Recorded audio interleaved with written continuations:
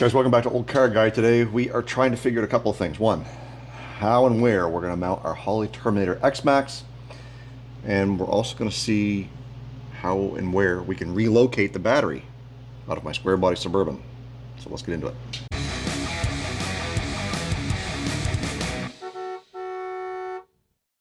So I do have this battery tray, which normally is mounted here on the passenger side. And one of the suggestions from Tejas Steelworks is to relocate your battery over to the driver's side. So we've got to figure out how we're going to do that and be able to make use of some of these existing mounts, because I think that we can, as long as we can make it fit. On this side here, we've got our charcoal canister, which I think we can get rid of, even though it does vent the gas tank. But I think we can get rid of that, find a spot for it or whatever, and make this work in here somewhere by modifying this standoff. And for those of you guys who don't know, I believe it was 87 and up square body trucks, they had a computer that ran your spark control and stuff like that under the hood, and that computer is up in behind the glove box. And I think that's probably going to be the same spot that we're going to want to mount this new setup. I've already got this out once. And as you can see, there's the computer right there. I've already got the harness unplugged, so I am thinking that that might be a good spot for it. The other option would be to do a hard mount inside the glove box. And in that particular case, I wouldn't necessarily be worried about losing my space in the glove box, because I've got a console here in the middle that is deep and holds a lot of junk. But either way, we've got to determine if that's what we want to do, is mount it in there or something up in there. Either way, I want to get this old computer out of here, and then we're going to build some sort of a bracket to fasten. And then we've got to figure out, if we're going to mount it up where the original one is, do we want to build a bracket to hold it in place? Or if we're actually going to go the glove box route, how it's going to fit in there. So I think the Terminator computer, the ECM, is going to be where we're going to start today. So let's get over to the bench with the glove box, see if we can make that one work, or if we're actually going to go up in behind the dash. And yes, you guys were right. My bench did not stay clear very long. So before I can do anything, let me clear off this bench and make room so that we can sit down and work away at this thing. So I think I've decided to not mount the ECM up behind or above the glove box, simply due to space constraints. So I think what I want to do is mount it in here. But the first thing we got to do before we can do that is we've got to get this latch off and get this plastic piece off of the actual door itself. So in order to get this off, it's going to take a little bit of finagling. I did do a quick short video. I will let you guys see that right here. So I've got the glove box door off of my square body Suburban, and I got to get the latch out. And all you need is a small pick and a small pry tool. We're going to start with locking the latch. And if you look right down in this hole here, you'll see a little piece of metal disappear, and then when I lock it, it reappears. We've got to get our small pick down inside to depress that. That's one of the locks. And with our little pry bar, we can give this a little bit of a pry, and it should pop out at least that far. Then we need the secondary lock, which is a little brass one, and you can see it right there. We're going to do the exact same thing. I'm going to poke that down like so, and then we should be able to reach in here and grab that whole thing right out. See, there's the first lock, there's the second one. And if you're concerned about scratching the door at all, I'm not. You can put a little bit of tape around here to give you some prying action. From here, this piece and this piece are just threaded into each other.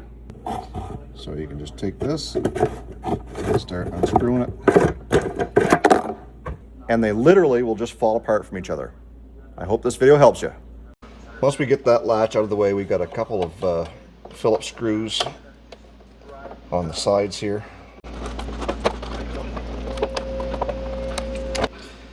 and then that just lifts right off of there, giving us access to do what it is we want to do with this. I'm going to set this aside. So again, what I'm thinking is having this mounted in here like so.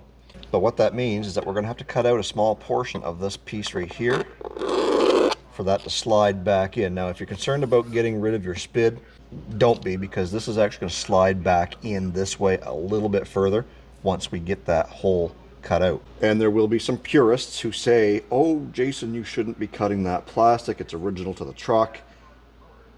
Look, we're putting an LS in this thing, and in a 4L80 and a Holley Terminator X. There's not much left in this thing that's original other than the actual body, the look of it.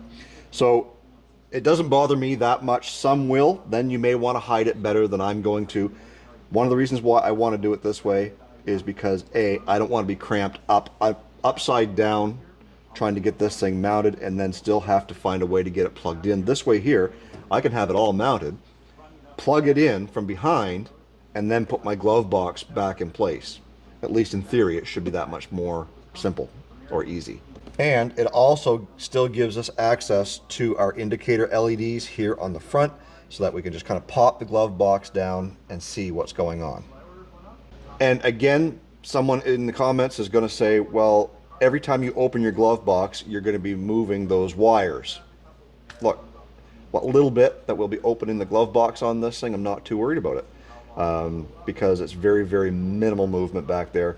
And you also got to remember, folks, if you've got door wires that are going from the chassis into your door for things like power windows, power locks, power mirrors, all that stuff, how many times a day do you open your door? And those wires generally last a long time. We're not dealing with 30-year-old wires here. We're dealing with brand new wires. So on the back side, you do have your hinge, which is plastic. And we're going to be cutting into that little groove and up into this a little bit to make sure that that mounts above the hinge so that that's not going to be in the way when it's closed, and that our wires will actually probably come out right along here somewhere. And by mounting this here, I'm going to put a couple of spacers underneath so that that actually lifts that up a little bit, just so that there is some airspace in there and gives us something to actually mount to. Let me grab my paint marker, and we're going to go in here and we're going to mark out where we need to cut. Also, if you're worried about getting this cut and later on change your mind, you can get these glove box still. So I'm going to try and keep this kind of centered.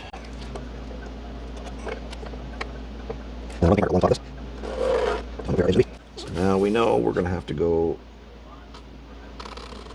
trim that and trim that. Of course, we're going to go along here. And that will be our first cut. We'll see how far we got to trim from there.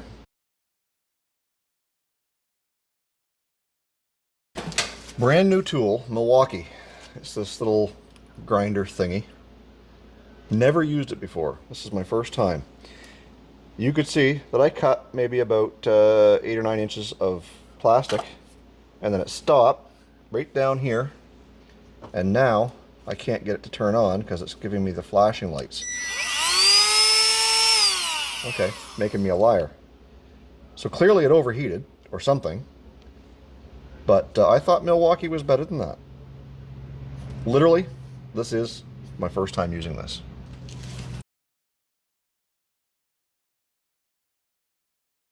All right, so after we got our Milwaukee to cool down a bit, we were able to finish cutting that. So we're going to do our test fit here to see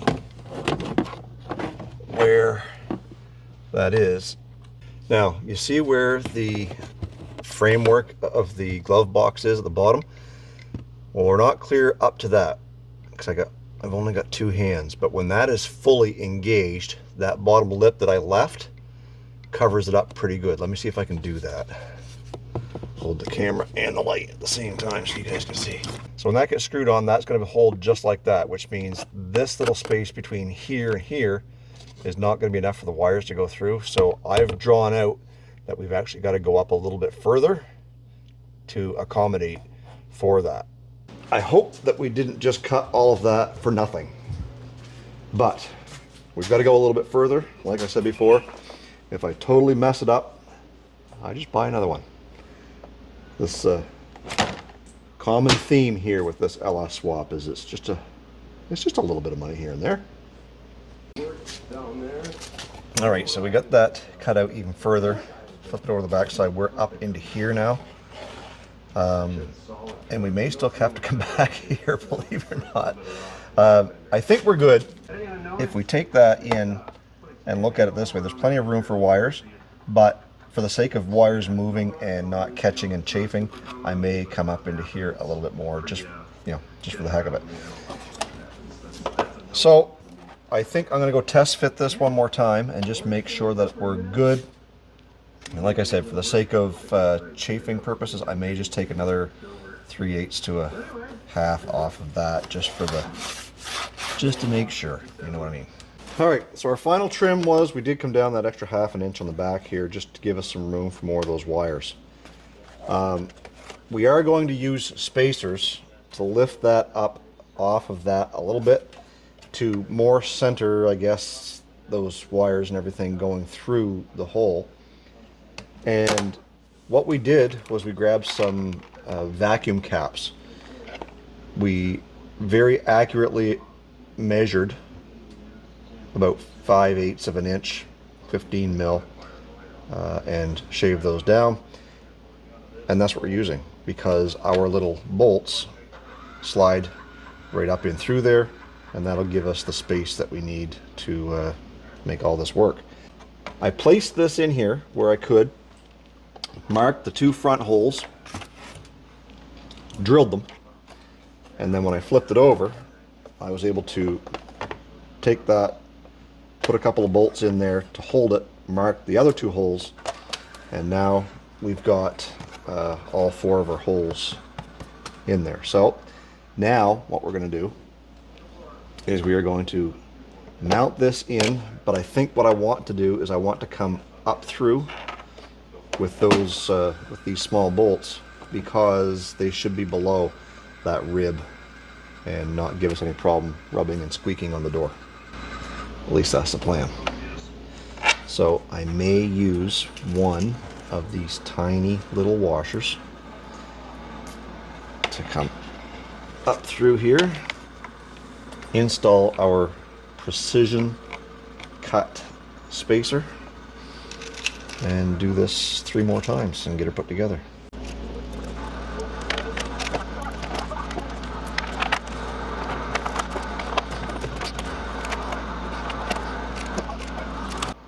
And there we have it. There is our custom built interior mount for our Holley.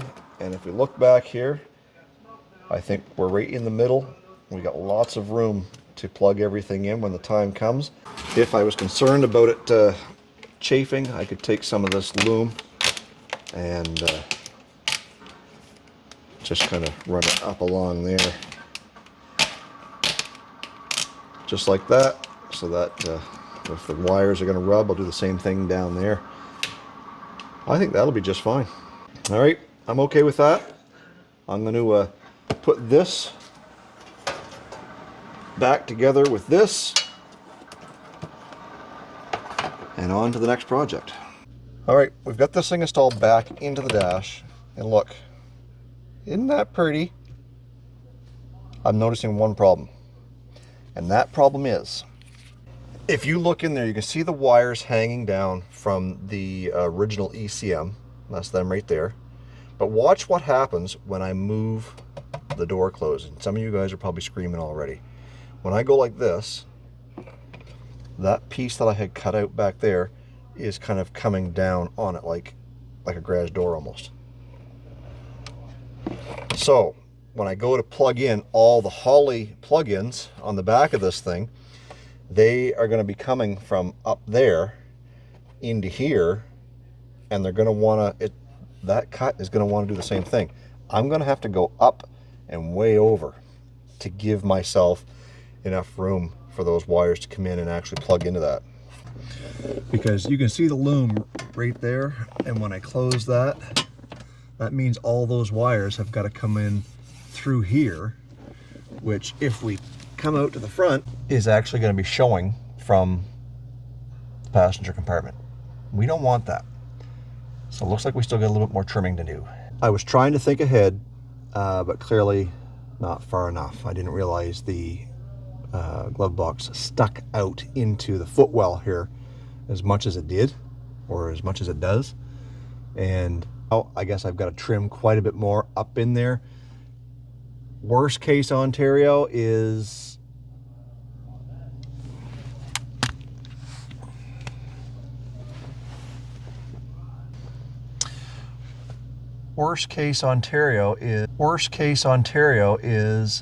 I get a piece of plastic and I just kind of melt it or glue it or weld it over to this side here and help cover up that hole that I've already cut, so that the actual wires are going to be coming in more from in behind here. Nonetheless, a little bit more trimming, and I think that we'll have that part down pat. After all, everything is fine-tuning. We can fine-tune like the best of them. So I think now it's time to switch gears to the battery relocation. Like I said, we're going to go from over there, where I've kind of got the air box just kind of sitting there, to over here in this corner. But I think first we're going to have to get that charcoal canister out of there, so let's do that. All right, so the charcoal canister is out of the way, sitting on the floor over there. And because it's got this little stanchion on the bottom side, because it was meant to go down here like so, we've got to flip it in some fashion so that it goes this way, but the stand has to be on the opposite side. This bolt hole here and this bolt hole here correspond to that bolt hole there and that non-existent threaded one there, because if this was a diesel, it had a 2 battery option, I think, and had a battery tray over here. I could just go and order the driver's side battery tray to bolt in there. I think we can make this one work because we can utilize one of those bolts down there in the fender to hold that bottom one there to give it everything that we need. So what we've got to do is figure out how this is secured to this. I'm guessing pinch weld. We've got to figure that out, see if we can get those two separated. Yep, I see a pinch weld right there. We'll drill those out and see if we can't get that thing clocked to work in our favor. Okay, so I've marked out where all the pinch welds are. 3 on this side. There's 4 here from what I can see. So what we're going to do is we're going to pilot hole drill these things with a 1/8 inch drill bit down through the whole way, and then we're going to take a bigger one, probably like a 1/4 inch or bigger, to just shave off the edge layer of this and not go into that. That should help separate that, I think. So let's get to drilling.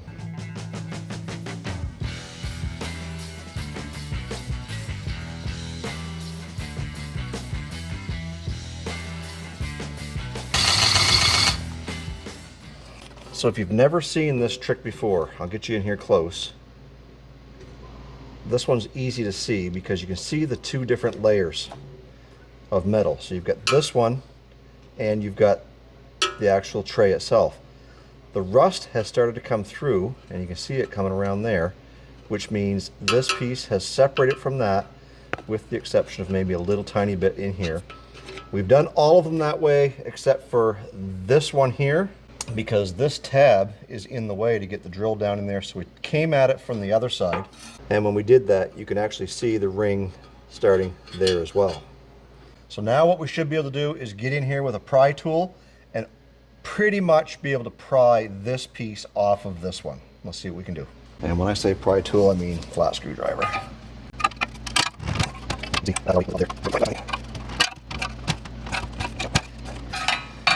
Get something with a little bit more leverage on it.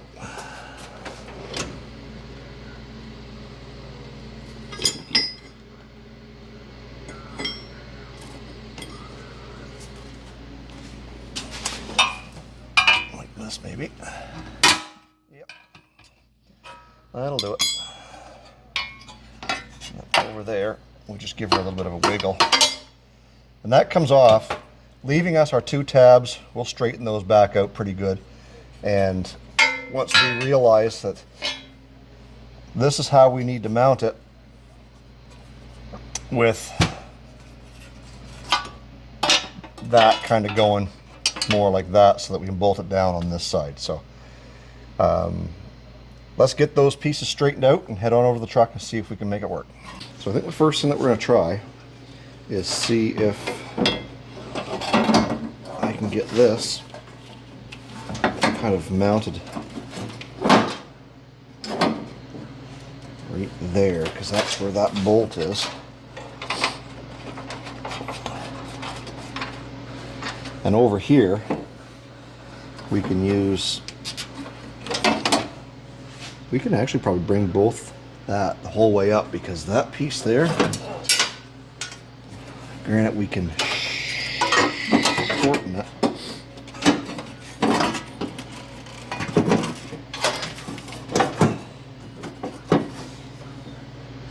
That's going to be a little bit too long, so we're going to have to shorten this piece back here somewhere so it can go back all the way, so that we can then tack it on this side and then across the front, and in hopes that I might be able to use that bolt coming up through the fender right there. So I'm going to go over and I'm going to cut off, probably the 2.5 inches there, and see if we can make that work. So we're going to get this piece of wire out of the way here, because that can go be rerouted down there. I've got this bolt sitting on that fender bolt, and then we're going to take this, bring it back here, and put that back in. And this bolt here I elongated a little bit so that I could get some extra height, so that this piece here would fit. That seems perfect. And I think if I come over here to this side, I should be able to level that up, put a nut cert in there, and that'll be fine. I wonder how level that is. Oh my. Can you guys see that? It's just sitting there and it's level. I think we'll be able to make that work. Get a nut cert. The hole's not quite big enough, so I just gotta trim it out ever so slightly.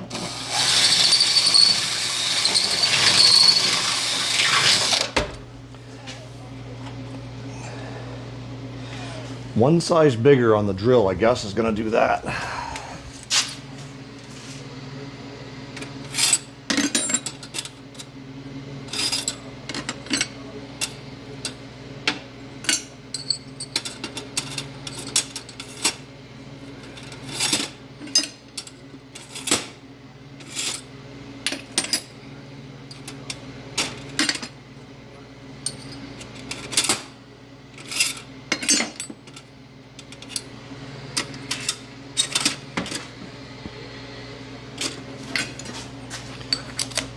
In over here, and I think we'll elongate this hole too. Let me grab my marker. We'll make that hole a little bit longer so that we have a little bit of adjustment there.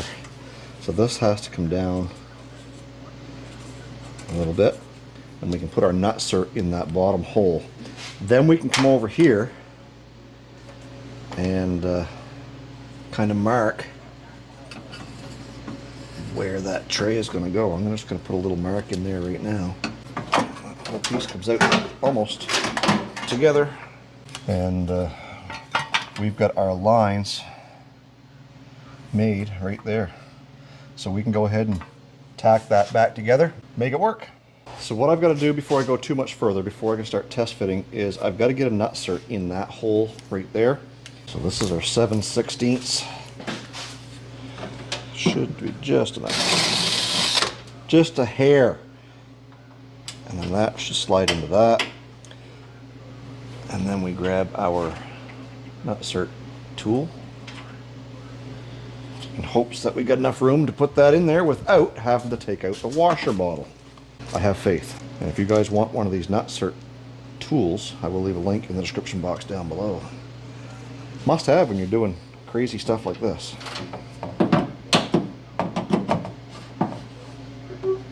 You know what would be perfect? Oh, if that washer bottle wasn't there. Dang it. Be right back, folks. And now we can take this. We can get in there, and we can.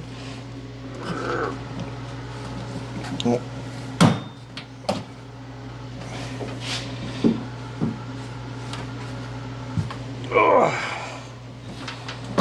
Just like that. And now, if we take this, we're going to set that down there on our cable. We got to get these wires out of the way.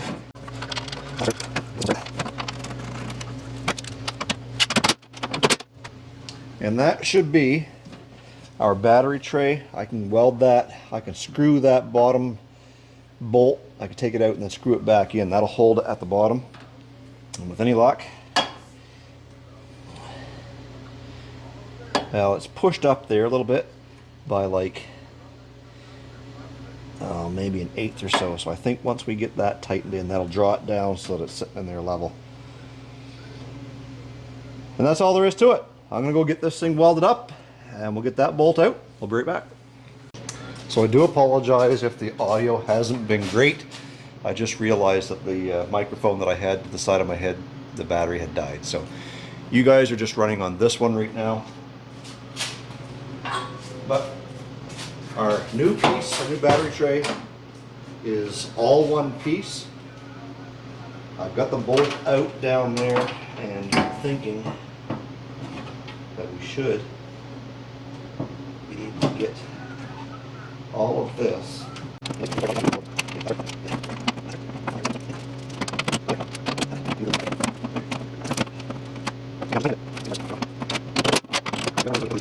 Well, we are still off down there because I clearly have welded that about a ½ an inch off the cuff, but I think we can still make it work by putting another bolt in pretty close beside it. And although not the finished product, it is in there. It's secure here on the firewall.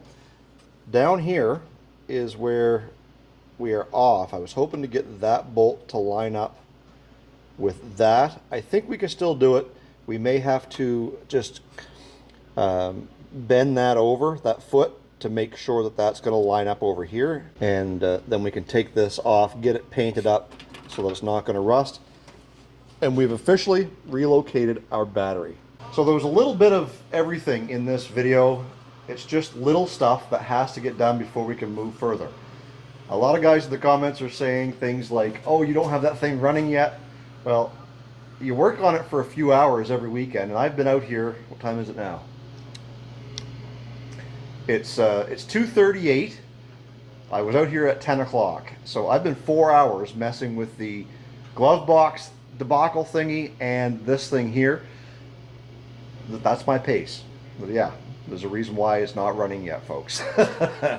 But we are still waiting for the proper injector harness from Holley. Unfortunately, I got the wrong one, or I ordered the wrong one. Not sure what the problem was there. Anyways, it's in the mail. I should have that in a couple of days.